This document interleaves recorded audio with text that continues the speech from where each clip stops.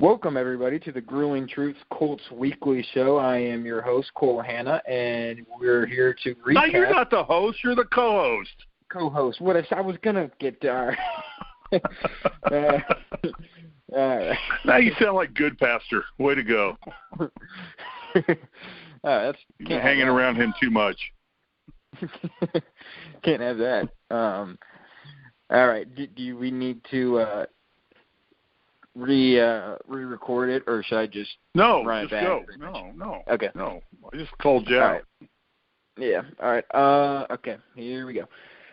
Welcome, everybody, to the Grueling Truths Colts Weekly Show. I am your co-host, Cole Hanna, and we are here to recap another solid victory for Indianapolis, their fifth this season. And I'd like to, at this point, unfortunately, welcome in my other co-host, Steve Risley. Steve, how you doing? Well, I'm going to tell you what. I've got fires 5 miles north of me. My wife is in Thousand Oaks, which is burning to the ground. My son is driving through the Sepulveda Pass, going down to Manhattan Beach, which is burning to the ground. But here's the good news. As soon as this show's over, I'm in my bathing trunks.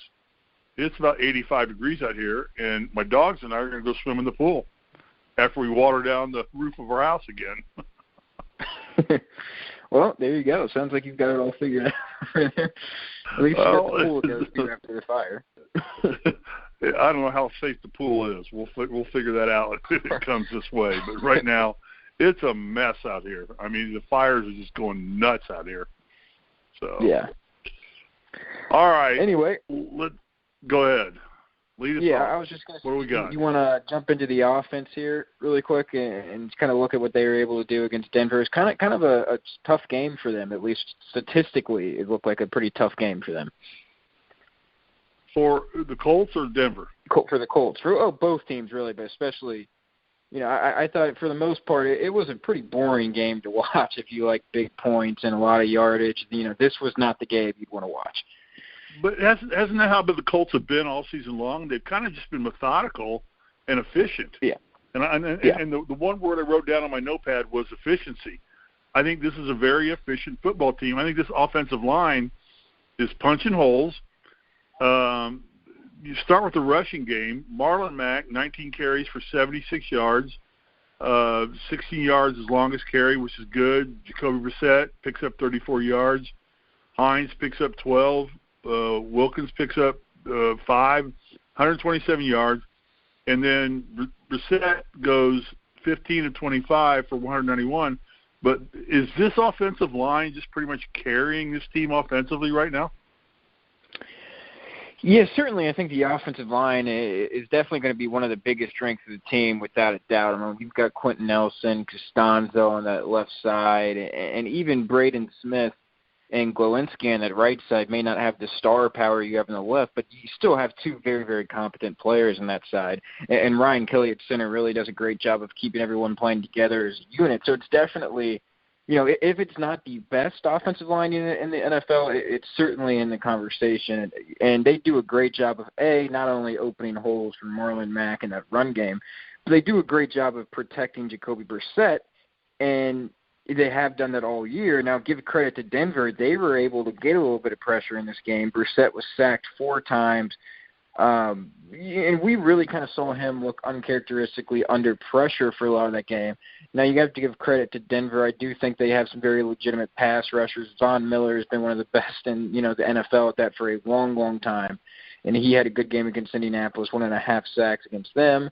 And you could tell they were trying to bring some blitz, get after Brissett and make him feel uncomfortable. And credit to Denver because they did a great job of that game plan. They were able to pretty much execute it more or less to a T. And, I think the first half, the Colts were definitely frustrated offensively. I mean, you could tell there was a lot of new looks that were being thrown at them that looked like they hadn't really seen on film. And there was a lot of various things that Denver was doing that Indianapolis just looked kind of unprepared for. But the second half, they were able to make some adjustments, and it wasn't a high-scoring second half, but they were able to put up enough points to win. 12 points, 12 of their 15 came in that second half, including the Adam Vinatieri game-winning field goal, which was great to see from him. And I guess if we're gonna talk about this game offensively, we got to bring up that absolutely, incredible play that Jacoby Brissett was able to make at the end of that game, where it looked like Von Miller had him wrapped up for a safety, and somehow he was able to get it away from him, which was impressive in its own right. But then you look at him rolling out to his right and makes an absolute pinpoint throw, 45 yards down the field to T.Y. Hilton. And Brissett had his struggles in this game, I think it's definitely fair to say, but that was an elite play from Jacoby Brissett. There's maybe 2 or 3 guys in the NFL that can make that play. He did an absolutely fantastic job and then essentially got the Colts into field goal position. If Von Miller brings him down the end zone, that's game over, but Brissett gets away and makes an absolute pinpoint pass. Super, super impressed with him on that last drive. But definitely not the explosive offense we've seen. But Indianapolis has not been an explosive offense, like you said, Steve. So, I think they did just enough to win in this one, and that's all that matters. And, that's pretty much all you can ask for, is just do enough to win, and they did literally just enough to win. And the thing that impresses me about Brissett is he doesn't make a lot of mistakes. He doesn't do anything spectacular like Peyton Manning did or Andrew Luck did, the big bombs, the big plays,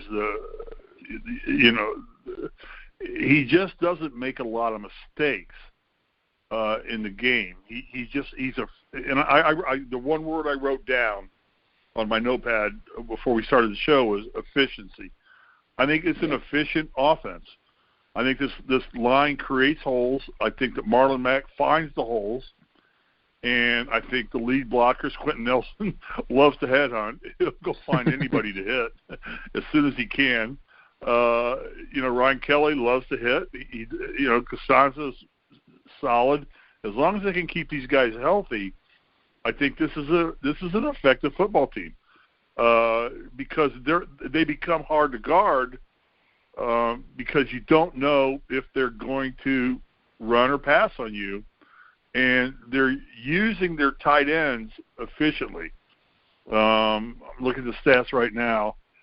Jack Doyle, 4 receptions. He led the team. T.Y. Hilton, 2 receptions.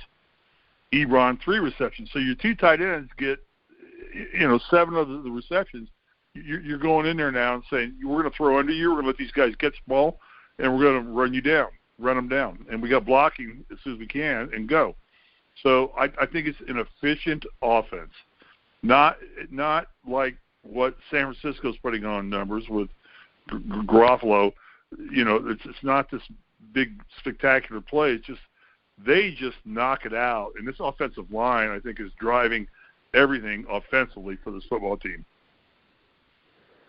Yeah, no, I absolutely agree. It's not going to be a high-powered offense. And, I think a lot of times when the Colts are going to be at their best, I think if you look at that game against Kansas City, it's not going to be an offensive fireworks show, right? It's going to be, methodical, move the ball down the field, rely on that running game, and eat up the clock. I think that's going to be how the Colts are going to want to play when they're at their best. And I'm not saying that they're at their best offensively in this game. Certainly, if you talk to Frank Reich, they have a whole lot they can improve on in this game. But Denver was, in a lot of ways, a desperate team looking for their first victory. And when you look at, I know you're going to look at the record of Denver and say, okay, 2-6, it's not a great football team. But when you kind of, dive into those losses, pretty much all of them are by 1 possession. They lost to Oakland by 1 possession, lost to the Bears by 2 points, lost to the Packers in a competitive game by 9, and lost to Jacksonville by 2. So for the most part, most of those losses have been close games. So a team that's 2-6 could, pretty easily be 6-2 if they just got a few bounces their way. So, and that was a desperate football team looking for a win badly. So, I think Denver does a lot of things well that maybe are underappreciated if you just look at their record. And certainly defensively, they're a very, very, very good football team. So when we talk about the Colts' struggles, we have to give some credit to that Denver defense because they do a great job of taking you out of what you want to do, taking you out of rhythm. So credit to those guys. But, at the end of the day, the Colts, I think, if to get to where they want to go, to really compete in the AFC, it's going to have to be behind that offensive line playing dominant football and not just opening holes in the running game, but giving Jacoby Brissett time to diagnose the defense, see who's open, and really read the field. And if they can do that, and for the most part of this season they've been able to do that, I truly believe, Steve, and maybe it's a bit of an overstatement, but I think if the offensive line can do that and the defense can play consistent and play well, I think you have to start talking about the Colts as potentially, the number one contender to knock off New England in the AFC. We'll see how healthy Mahomes is, but I think Indianapolis very well could be the chief contender to challenge the New England Patriots right now. Yeah, well, that depends on where the game's being played at. So yeah, well, yeah, and that's probably going to be in New England, which means, but offensively, I think, like I said, I'm going to go back to the same word efficiency. We can move on to the defense after this because I don't think there's a lot else to say because there's no glaring stats. Brissett was 15 to 25 for 202 yards. Mack runs for 76 yards. So nobody actually blew it out. The team only ran for 127 yards total, threw for 191. So you're right. But they just don't make a lot of mistakes is what they don't do. And I think that gets very hard to beat. And you're right. Denver is historically and still consistently is a very strong defensive football team. I agree with you 100% there. But, it took Flacco out of his game, too. He was only 20 of 32 for 174 yards. So our secondaries come back. Our defense has done good. Our offensive line just all of a sudden seemed to sprout. I mean, we were talking 2 weeks ago about our offensive line and how we thought, man, they needed to put some money into this offensive line before the trade deadline's end. But I'll tell you what, these guys are playing good football now. They're getting after it. Yeah. Yeah, no, absolutely. And I think definitely, looking at this game defensively, you kind of brought it up. Joe Flacco kind of had a similar game to Brissett. I thought not the explosive numbers, but he was efficient, especially in that first half. Now, the second half, the Colts defense really, really stepped up their game. I think probably in the last 7 or 8 minutes, of that fourth quarter, and Indianapolis was trying to make a comeback and just couldn't really get much going offensively. They kept giving Denver good field position, starting, past their own 40-yard line up to the 45, close to midfield on a lot of those possessions. And the defense kept forcing 3-and-outs, which is, you're talking about multiple possessions and great field position and coming away with no points from that. That's an absolutely fantastic job by the defense. So I thought they were outstanding. And you look at a guy like Pierre Desir, who's this team's number one cover corner, who they really like to have shadow the opposing team's number one wide receiver a lot. And to be able to do this without him, I think speaks volumes about this defense. I do think there are some concerns in the interior defensive line and their ability to stop the run. Philip Lindsay had a pretty good game. Royce Freeman, statistically, not the most, mind-blowing game. 3.3 yards per carry is it's a below-average stat line. But I thought he ripped off some pretty nice runs against Indianapolis, at pretty crucial times that kind of made those stats seem worse than what they actually ended up being. So I do think there are some concerns with this defense, but all in all, they still played, absolutely outstanding. It's good to see Ben Banogu, one of the Colts rookies, get in and get a sack. With Kamoko Toure out, they're going to have to turn to guys like him to really generate a pass rush. Justin Houston recorded another sack, and, I think the last 3 or 4 games from him have been incredible. He's really gotten into a rhythm here late. And obviously Darius Leonard is just an absolute game record. And that's the question I had for you. How important is it to get Darius Leonard back? And he led the team with 10 tackles. Yeah. He had 6 solo tackles. He had a sack. How important is it to get him back into the lineup? Yeah, I think when that's a stupid question, but go ahead and answer it. Yeah, I think it's obviously very, very important. I think that being said, credit to a guy like Bobby Okereke, who had to kind of fill in for when Darius Leonard was out. I thought he was a very, very good player, and another one of those Chris Ballard draft picks. It looks like he's going to turn into a really good player, and they've kind of shifted him into that third linebacker role to kind of get him off the field, because when he was filling in for Darius Leonard, he was playing really, really well. So they wanted to find ways to keep him on the field now that Leonard's back, and they've done that. So credit to him for filling in when Leonard was out, but no one can replace Darius Leonard and give you everything that Darius Leonard offers you. He's an absolute game wrecker. He gets after the quarterback. He can get sacks. He can blow up plays at the line of scrimmage. And he's actually, I think, personally really improved in pass coverage this season. He still kind of struggles at times with the zone, and sometimes it could be frustrating to watch him, kind of a receiver just gets right by him in the zone and he doesn't get his depth or what have you. And you still see instances of that, which can be frustrating. But all in all, I think he's one of the premier linebackers that we have in the NFL. And he is truly a special talent on that side of the field.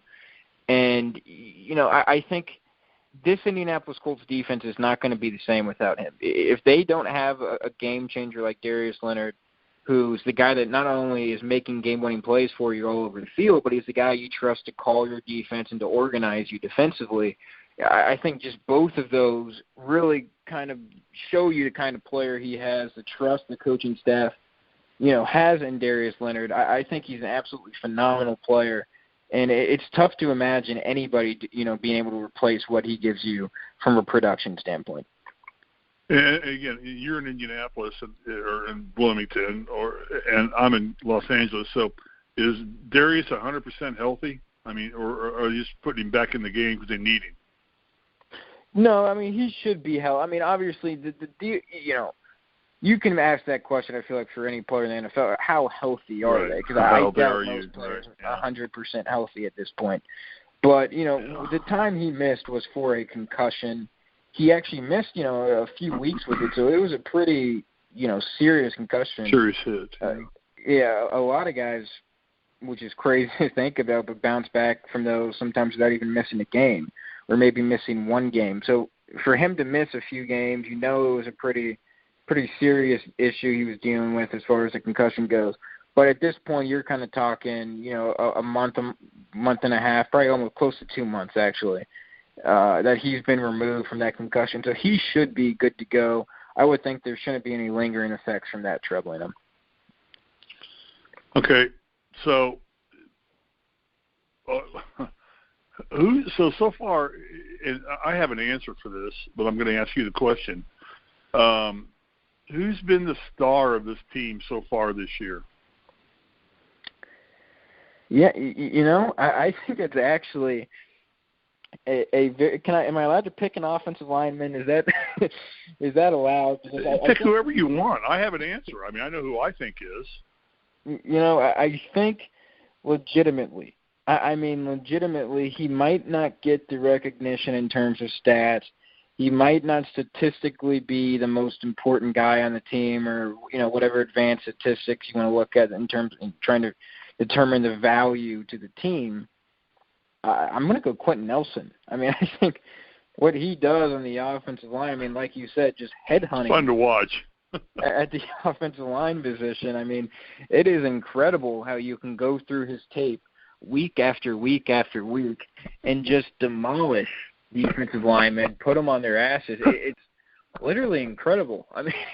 It's tough to imagine. It's like from a movie. It's like The Blind Side when the guy's driving a smaller defender 15 yards out of bounds. That's like Quentin Nelson on the football field, except he's doing that to NFL linemen. It's absolutely incredible. He might not be statistically the most important guy, and the stats might say you can replace him and still play well. But, I don't buy it. He's, I think, the heart and soul of this team offensively, certainly along that offensive line. And Marlon Mack has had a great year, and he's had a great year and he's a great player in his own right. Don't want to take anything away from him. But part of why he's had a great year is because he's running right behind 56. And see, I think the most important player, a person on this team is Frank Reich. I think the way he's coached his team and found balance I think this is a coaching job. If he's not a candidate for Coach of the Year, what he's done with the Colts, losing Andrew Luck, 2 to 3 weeks before the season starts, and have to bring in a new quarterback, and the things he's done to balance this offense out and to build a defense out of almost like the old Dolphins no-name defense, other than Darius Leonard, I think Frank Reich is the most important person on this football team right now. That's who I was going to say. That's why I said I had an answer before I asked the question. So. Yeah, well, I think it's very fair. I think, personally, if I had a vote for Coach of the Year, I think you're spot on. I would give it to Frank Reich. I feel like he probably deserves it.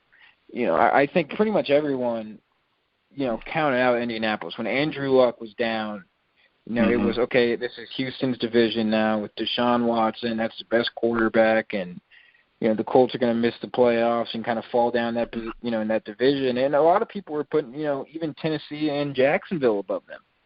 So to Indianapolis to be sitting atop of this division, no one challenging them for it, at least right now. Houston's going to be in the discussion in the long run, but right now the Colts are alone at the top of this division, and it's just 7 games. So we still have over half the season left to be played. A lot can change, but to be where they are right now, I think you got to look at Frank Reich as his favorite for Coach of the Year.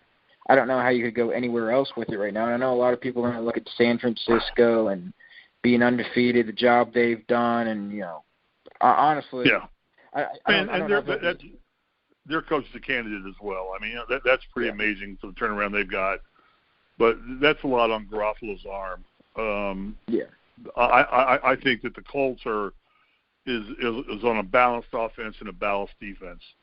I think that they become a very difficult team to play against. The Colts do, because you don't know what to really do with them, either offensively or defensively. Because, like I said, our defensive backs are helter-skelter.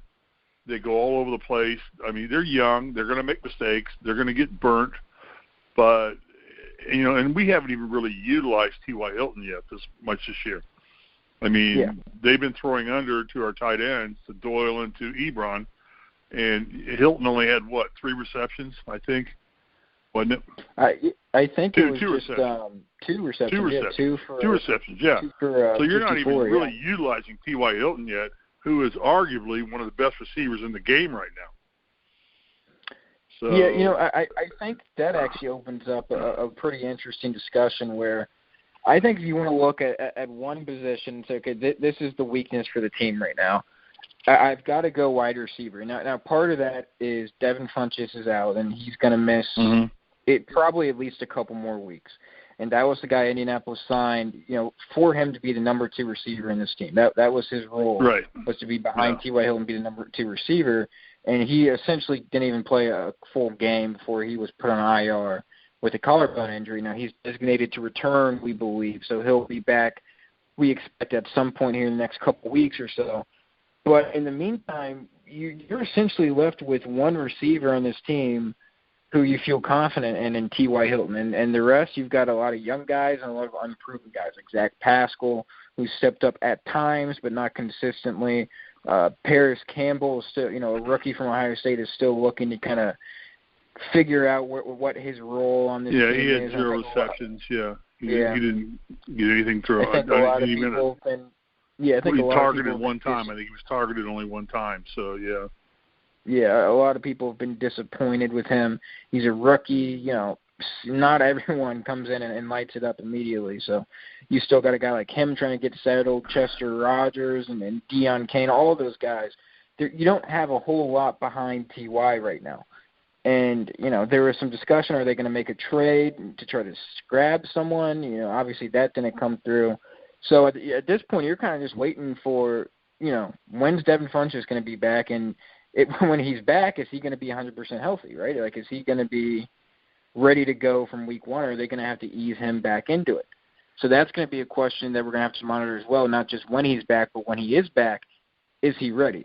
And, granted, one of the big things we also have to realize is, and you touched on it, Steve, briefly, With the tight ends, I mean, those guys a lot of times in this offense are going to function essentially as extra wide receivers. Eric Ebron, Jack Doyle, those guys are a huge, huge part of the passing game as well. And those are both two very good tight ends. So in addition to the receivers, they do have two good tight ends they can target. But I do think the receiving core, when you have a young quarterback like Jacoby Brissett who's, trying to replace a guy like Andrew Luck, I do think the receiving core can do a lot more to help him and get him ready to go and get him, easy targets, wide open targets that he can hit.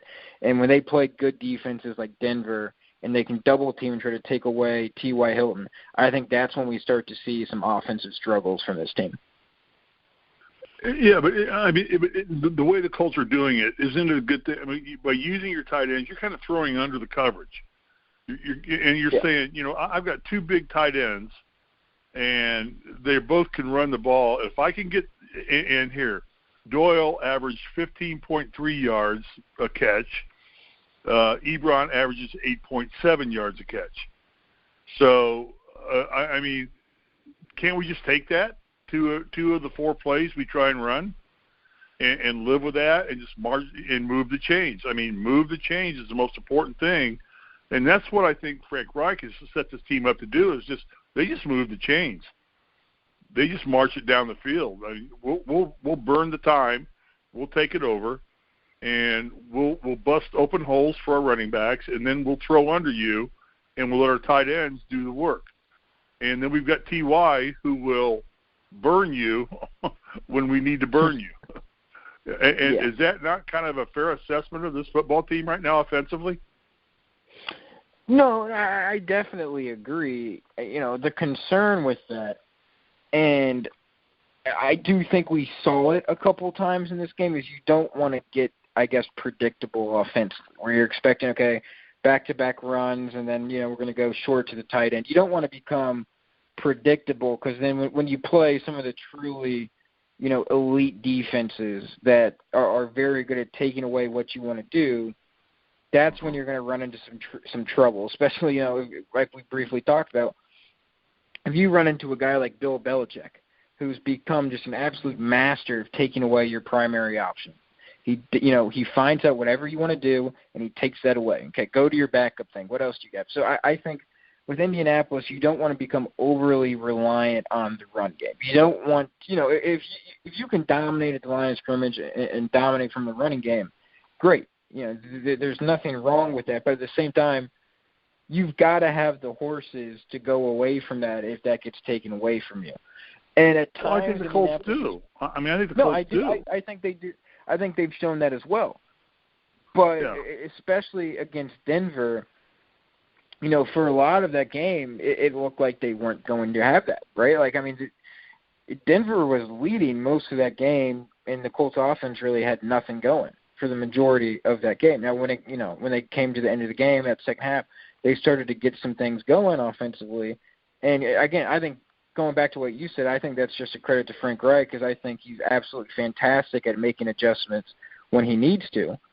But I do think at the end of the day, this team offensively is going to want to rely on the run game, like you said, want to rely on those tight ends to get them the ball whatever way they can.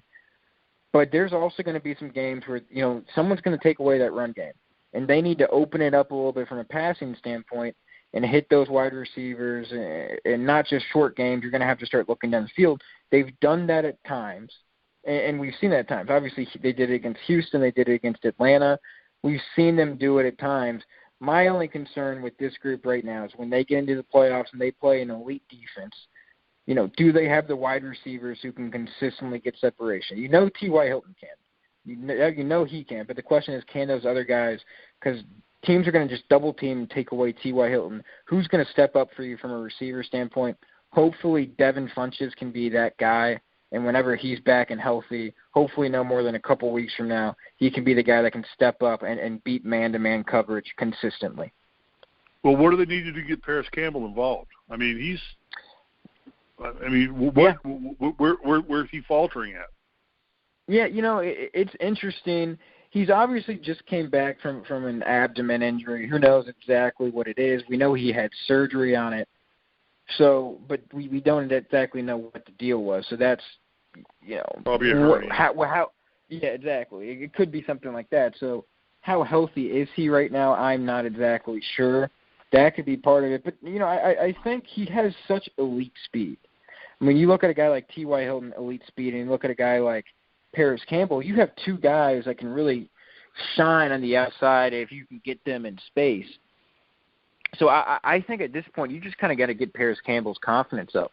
Maybe call a few design screens for him, get him in space, let him utilize that top-end speed he has to try to get some big plays. I mean, I think for the most part, if you're going to get Paris Campbell in a spot that he's going to have success, it's going to be similar concepts to what he ran at Ohio State, which is a lot of underneath stuff, trying to get yards after the catch, screen plays, shallow crossing routes, things of that nature. And I think he can shine if you put him in those situations. So if I'm Frank Reich, I'm calling different plays like that, screen, shallow crossing, get him the ball, try to get him in space, and into situations where he can get some yards after the catch, because I think he can really shine in those situations. And if you get him confident and playing with confidence, that can help you out big time, because you're just dying for another wide receiver to step up right now. And the question is how healthy. They need another offensive. They need another wide receiver step up. I agree with you there entirely. But I think one of the great things about this football team right now is this offensive line is really giving Brissett a chance to learn the game. I mean, they're just giving him the time to throw the ball, and he hasn't made a lot. How many interceptions has he had all season? I don't even know. Just four. 4 interceptions. Just 4 interceptions. Okay. Yeah. That's not a lot at this point in the NFL. Hell, there's been quarterbacks still that many in one quarter. But I think this offensive line is just giving him a chance to get comfortable back there and be a starting quarterback in the NFL. And I'm really liking Jacoby Brissett. I think he's fine. Yeah. I don't think we need to really go spend a lot of money on another quarterback and bring anybody else in. I think I completely agree with you there. Now, certainly, again, there's over half the season to be played. So, he still definitely needs to prove that over the course of the season. But if you were just going to look at the first 7 games in a vacuum and just say, what have you seen from Jacoby Brissett, I think this is the guy you roll with moving forward from a quarterback position. He's not Andrew Luck. He's not Aaron Rodgers. I don't think he's an elite-tier quarterback. But I do think that, he's probably – I think you can make an argument for him as a top 10 quarterback. I think that's based on what he's done so far this season. I think that's more than fair. Certainly if he's not top 10, he's close. I think your buddy Goodpasser had him ranked at 13th. Yeah, I think in his latest weekly quarterback rankings, I read that today on his website. So yeah, on the Grilling Truth website. So I certainly think if you don't have him in the top 10 based off his production right now, that's fair. But I do think in 13th, that's close enough. That's fair. But he certainly should be in the discussion for a top 10 ranking. That he needs to be someone that you consider at that spot. And the issue with NFL quarterbacks is really that spot from once you start going, outside of the top end elite quarterbacks, your Patrick Mahomes, your Aaron Rodgers, guys like that. Well, yeah, really you got Aaron Rodgers having an MVP season right now. I mean, I agree. You've got to look at Aaron Rodgers as the MVP right now, unless something happens. But right now, he's playing the best quarterback position of anybody, even better than Brady. Brady's offense is a lot stronger, but Aaron Rodgers is just airing it out and hitting everything and anybody he wants to hit. And I think, he's the leading candidate for MVP at this point. And again, you're right. We're not even halfway through the season yet, so it's hard to make that claim. But I don't think anybody's doing it better than Aaron Rodgers right now. That's amazing to me. At his age, he's playing as well as he is. And I think part of what I was going with is just I think really if you look at NFL quarterbacks and outside of the top 5, the top 6, and you start getting into that 7 to 12 range, 7 to 13, 8 to 12, 8 to 30, somewhere around there, I think you kind of start to split hairs at that point. I think really especially when you get down to 9, 10, 11, 12. There's so many guys that you can put in various spots there, and you have a very strong argument for all of those guys being mixed and matched. So I think it's I think 13 for Jacoby Brissett is fair. I might have him probably at 11 or 10 right now, just slightly higher. But I definitely think, at the end of the day, I think the bottom line is, if the season were to end today and the Colts are going to have to make a decision on Jacoby Brissett moving forward, I would be perfectly fine saying Jacoby Brissett's the quarterback of my future. I mean, he's still a young guy. He's only 26. So he has plenty of room to improve. Yeah, the only reason I'd rank him higher is because the team's 5-2. Yeah. I mean, this is a team that when we lost Andrew Luck, we thought all hell broke loose. And the world was coming to an end, and the Colts were going to be dead-ass last, and we weren't going to win any football games. And we were, before Luck left, we were considered a Super Bowl contender for making the Super Bowl. Yeah. And then he leaves, and then Brissett comes in and plays just efficient football and runs this offense smoothly. I mean, this offense just runs very smoothly. And I think it's based on the offensive line as much as anything. But and Marlon Mack has turned into a real football player. Yeah. I mean, he's done very well. But he's also got the benefit of having that offensive line in front of him. I don't know that he'd be doing that somewhere else. But he's got Quentin Nelson killing people and moving 4 people out of the way for him to run for 15 yards. I mean, and I love watching Quentin Nelson play. What a fun guy to watch play. Well, I mean, I think when you look at your last question maybe not your last question, but a few questions ago that you asked me, who's the best player, who's the most important player on this team? The fact that we're, one of the first names I think everybody would bring up is an offensive guard.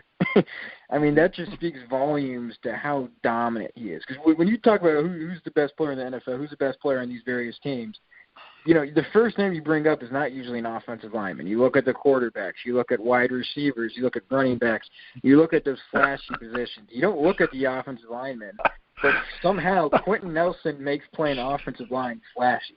I'm not sure how he do that, but he's found a way to do it. You're right. He makes holes. He makes very big holes.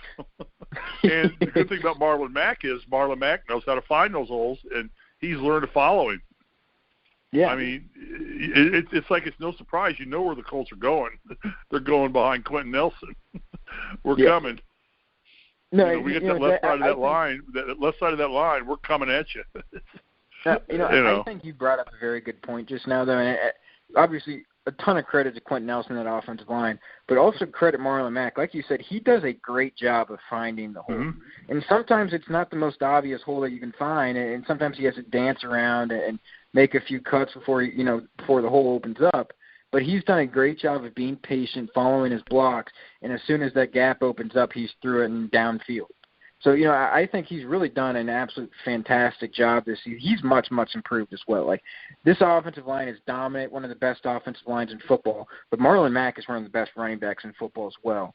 So, I think as great as that offensive line is, we still have to give a lot of credit to Marlon Mack in the year he's had offensively.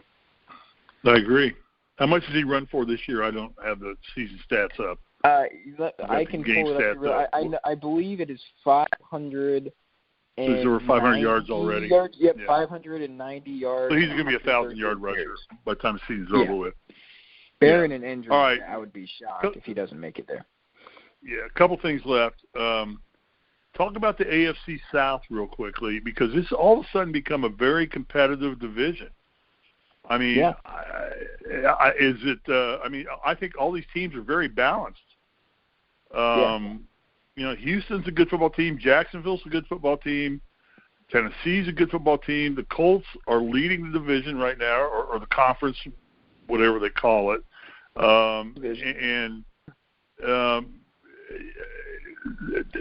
Who's going to pull out of this thing in the end? I mean, they all got to play each other. I think Houston plays Jacksonville or Tennessee this week, don't they? They play Jacksonville. Yeah. Yeah, I think. Yeah. Can the Colts control this? Are the Colts in a controlling position, or is this just going to be a wide open division? Yeah, I think obviously the Colts are on top of it right now, and I think if you look at the Colts' next, couple games at Pittsburgh, home to Miami after that, and then I believe, if I'm not mistaken, they come back for a home game against Jacksonville. So you're talking a 3-game stretch in which Indianapolis can conceivably be 8-2. Obviously you have to play the games on the field, but those are 3 games they'll be favored in. So, I think they have a great job or a great opportunity in front of them to really kind of take control of this division. But the issue is for them to take control of the division, they got to win football games. But, the teams below them also have to lose football games.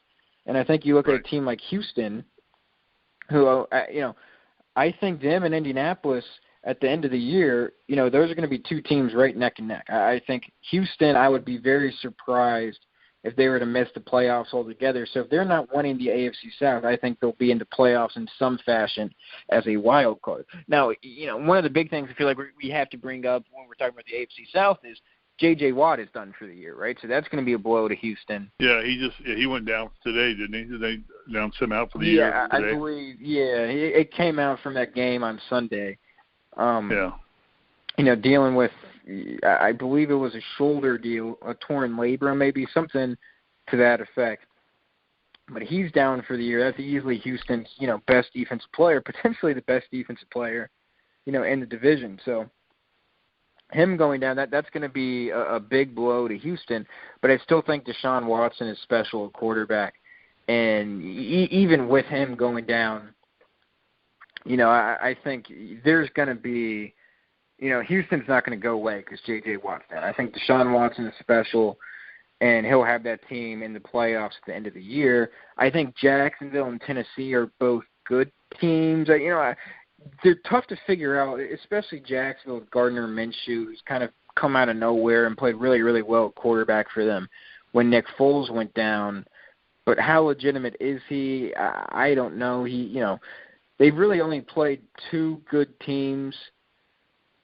Really, when you look at their last, ever since they started out with Kansas City, Houston, and then they've really only played 2 good teams since then. And Carolina and New Orleans lost both of that game, or lost both of those games. Then when they started to play some of the more subpar opponents like Tennessee at home, Denver, Cincinnati, the Jets, those are the games they capitalized on. So I don't know if that team is ready to contend for a division title yet. I think if Gardner Minshew continues playing like he has, then this team definitely has a chance to get a winning record. But I don't know. I can't see Jacksonville as a legitimate threat to win the division right now, and I kind of feel the same way about Tennessee. I think they certainly played better. Well, with Tennessee, let me ask you this question: with Tennessee, do they have a quarterback controversy there? Because didn't Tannehill did he start the last game, or did he got a lot of he started. Yeah. So Mariota, is he out, or so now you get into quarterback controversy. So now you're losing some leadership across the board. How serious is that for Tennessee? Yeah, they've decided to make that change, and they've gone with Ryan Tannehill. And I think really the last couple of weeks they've certainly played better offensively with Ryan Tannehill. I think that Denver game, with Marcus Mariota was just the last straw. They put up 0 points. They lose 16-0 to Denver. And I know, again, like we've talked about, Denver has a very good defense, but with all the question marks that Marcus Mariota has had and how, Tennessee's been a team with playoff aspirations for a few years, and just offensively they've kind of been let down every time they've gone to Mariota. They decided to make that change, go to Ryan Tannehill, and they've played better offensively, and they've won both games since they've made that change. And Ryan Tannehill's had a right now he's looked pretty good in the 2 games they played. But I still think similar to Jacksonville, I just don't know if that's a team that's on par with Houston and Indianapolis. I think at the top of the division, you're going to have Houston, you're going to have Indianapolis as the 2 teams contending for a division title. I still think Tennessee and Jacksonville are just a tier below those two teams. And, I think those two teams, I think you're going to be looking at those as 8-8 and 9-7 teams at the year. I think it's fair. I don't think those are teams that are going to be 10-6, 11-5, again, contending for a division title. I'm not saying they're bad teams, but when you're talking about, winning the division over good teams, really good teams, I feel, in Indianapolis and Houston, I just don't see that in the cards this year for Houston and Jacksonville. For Tennessee and Jacksonville.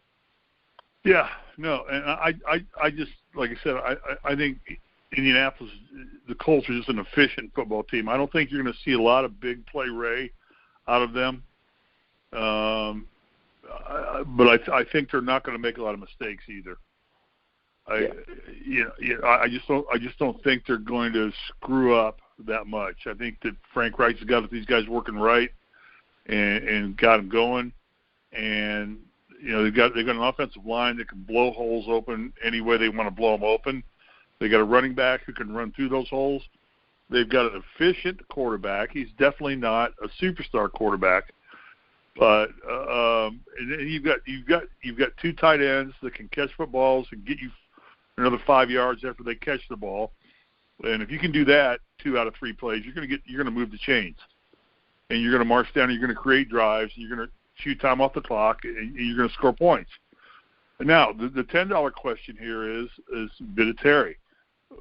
What do you do with him? I mean, he comes back. He misses an extra point, but he knocks a 55-yarder in to win the game. Is this his last year? Steve, I think it is. First off, let me just start out with this. Absolutely. And I love the guy. He's 46 years old, still playing in the NFL. Who doesn't love Adam Vinatieri? Like you said, he missed the extra point. He missed what I believe was a 43 or 44-yard field goal, and then you're thinking, oh, boy, here we go. He's missing kicks again, and we're right back. But at the end of the day, he bounces back. He hits 2 kicks over 50 yards. He hits, the 55-yarder and the 51-yarder. And, like you said, the 50-plus yarder to win the game. I'm so happy for Adam Vinatieri as a player that, he kind of said he was fighting demons in his head and he was trying to get through that. And, I don't think it would have surprised anyone with Adam Vinatieri that with the struggles he's had, the mental battles he's had to fight through kicking, that if he comes out and misses that 50-plus yard field goal, no one would have been surprised. But at the end of the day, Adam Vinatieri, he's Mr. Clutch at kicking. And when they needed him, he came through, made 2 very, very difficult kicks, and he, let's be honest, he won them this football game behind his leg, and he kicked. He missed those 2 kicks, but when they needed him, when they needed to go with some, long 50-plus yard kicks that are, a lot of times in the NFL, these are coin flips. You never know if they're going to go in or out. He came through in the clutch. He's been Mr. Clutch his entire career. Like you said, I think this is his last year. I think you can just see the cracks in the foundation. And I think it's because of his age. I think after this season, I think he hangs it up. But this is a bit of a swan song for him, and you really hope it goes well and he can, finish on a high note. And what he did against Denver was very, very encouraging. All right, well, let me ask you this question then, and we can end it after this. As far as I'm concerned, you're 5-2, leading the division right now, looking at getting possibly a bye week or something in the playoffs. Making the playoffs, then getting a bye week. Do you consider replacing Vinatieri, or are you just riding for the season?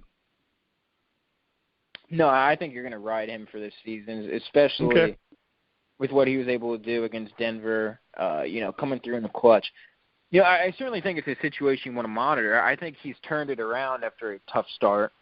But, he's 46 years old. He's going to be 47 here in a couple months. The age is going to be a factor, and he could break down at any point, right? And I think that's why you saw Indianapolis, kind of start to work out some kickers. I don't think they were ever really considering making a change, but it's just something you have to monitor, something you have to watch, and it would be irresponsible to not look at other options just in case something happened. And I think that's pretty much the situation. The Colts are just going to monitor it, but unless something happens to Adam Vinatieri and he completely falls off a cliff or he suffers some sort of injury, I think they're going to ride him through the end of this season, and based upon what we saw from him against Denver, that's probably the right decision. You sign a kicker off the street and throw him out there to kick a 51-yard field goal to win the game. I'm not sure anyone can be put in that situation and have a ton of success. But Adam Vinatieri is Mr. Clutch. He comes through when you need him to.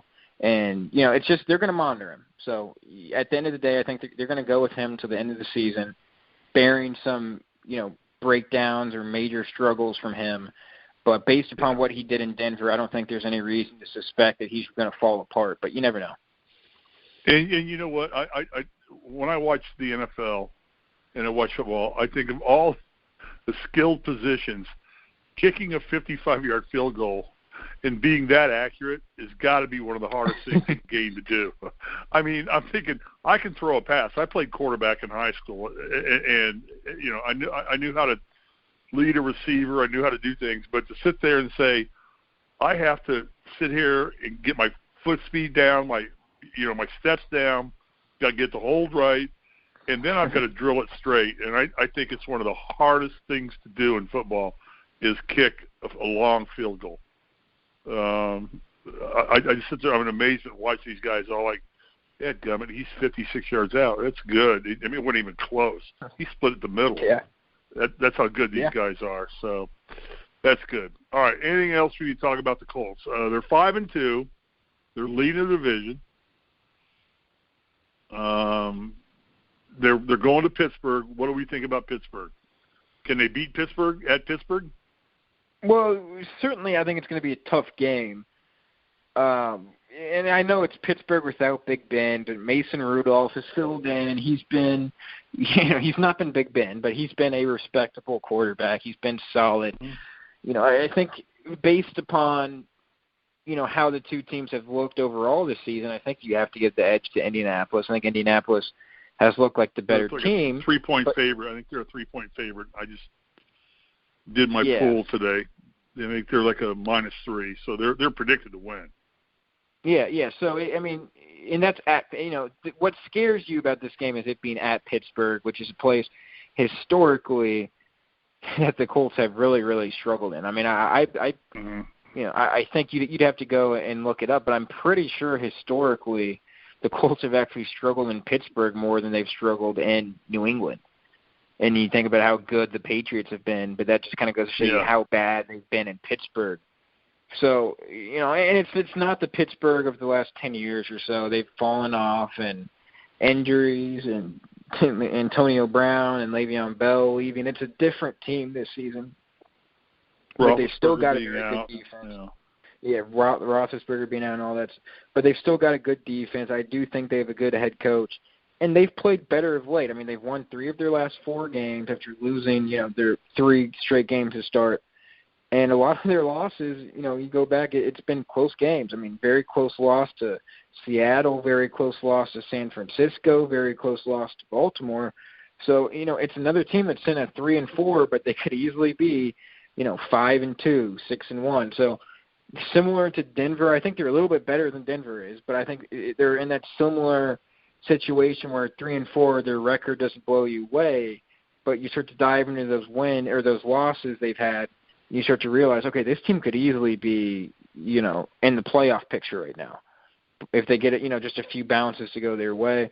So definitely not going to be an easy game, and it being on the road is going to be scary. But at the end of the day, I think Indianapolis just has the better team. I trust Indianapolis' offensive line to dominate, give Jacoby Brissett time, and open up holes for Marlon Mack in that run game. And defensively, I think I've been really encouraged by what the Colts defense has been able to do recently. They just make plays. They may not be the most dominant defense in football, but it just seems whenever they need to come through and make a big play, they're able to do it, and they're able to give the ball back to the offense when they need to. And, they just capitalize at the right moment. So I do think it's a solid defense. And overall, I think Frank Reich's just a great coach, man. I think he'll have them ready to play and ready to go. Tomlin's a good coach too. Very good coach as well, yeah. He's a very good coach. I mean, this is going to come down to coaching wits right here, and maybe weather, because now you're going to Pittsburgh to play in an outdoor stadium, which the Colts are used to playing indoors for the most part. But now you're going out to Pittsburgh, where I know it's crappy weather out there right now. You guys are going to have 40 degrees for Halloween. We're going to have 85. So yeah, we're sitting out on our front porch on soccer chairs, passing out candy. You guys all be huddled in the house. We'll have a fire. Freezing your tails off with gloves on and everything like that. I hate California. Unfortunately. I hate this place. I'm just trying to learn to surf. Yeah, I don't. Sounds like a I'm tough not job. doing well. Yeah, I don't know if I could. I don't know if I could do it. I'm afraid a shark's going to bite my damn long legs off because I'm 6'8". They're going to hang like down there, and the shark's just going to go, exactly. "Ooh, that's a chicken bone waiting to happen." That's an easy meal right there. That's an easy meal, yeah, right. But all right, what do you predict for the Colts game? I'm going to go Colts. I'm going to go Colts by 5. 24-19. Yeah, that's close to what I was going to say. I think, I have respect for that Pittsburgh defense. I think it'll be a relatively low-scoring game. I think it'll be 20-17 Indianapolis. The guys at Vegas are really good. So if it's a 3-point spread, I guess I'll take the 3. I'll go 20-17 Indianapolis. I bet on the Colts I need more than 3. They got to win by 4. They got to win by 4. I'll go 21-17 just to help you out there. Thank you. Thank you very much. All right. Anything else? No, I think that pretty much wraps it up. At least I think we pretty much covered everything. Colts are in good position, and they have. I think Frank Reich has. They're in control of their own destiny, and that's the position you always want to be in. The team is in control of their own destiny, and that's the most important thing. Exactly. It's in their hands whether they win this or lose this because they're in the lead. They're up. Houston hasn't had a bye week yet. They'll get a bye week. We've already had our bye week, so we're now playing for the rest of the season. But they control their own destiny, and I know that this is what Coach Knight always told me as a basketball player at Indiana is you always want to be in a position that you control your own destiny. Then it just becomes incumbent upon us to play well and to do the efficient things we need to do to get the job done and come out with a victory. And whether it's 15-13 or 21-14 or whatever it is, you just want to be able to always not to have to rely on somebody else to fail so you can succeed. And the Colts have put themselves in that position early, and I think that's on the coaching staff's shoulders right there. So I applaud the coaching staff right now as the early MVPs of this football team right now. Right. And Quentin Nelson. Just because he produces great highlights. He kills people. It's like I said earlier. Offensive line play is not sexy. It's not ever flashy. Oh, the Colts have made it sexy.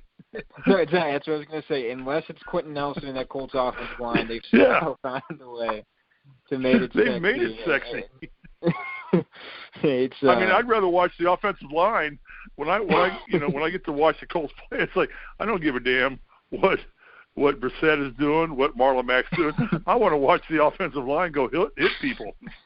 And they hit people. That's not an offensive line that many defensive lines want to go against. I'll tell you that right now. Yeah. So that's good. No, absolutely. Get us out of here and wrap this up. Game to watch. Yeah, no, it should be a fun game to watch, and you can check that in. It's a big game on the road. I'll get it on Red Zone. That's all I get out here. I got to watch the damn Seahawks, Chargers, and Rams. Yeah. Oh boy. With my Colts jersey on. You don't have fun watching the Chargers play in a stadium that's 80% the other team's fans? No, I don't. tend to go watch. Surprising. Actually, I tend to watch NASCAR. It's what I tend to do anyway, so it doesn't really matter. Exactly. Exactly. Do you want to wrap this up here? Do you want me to?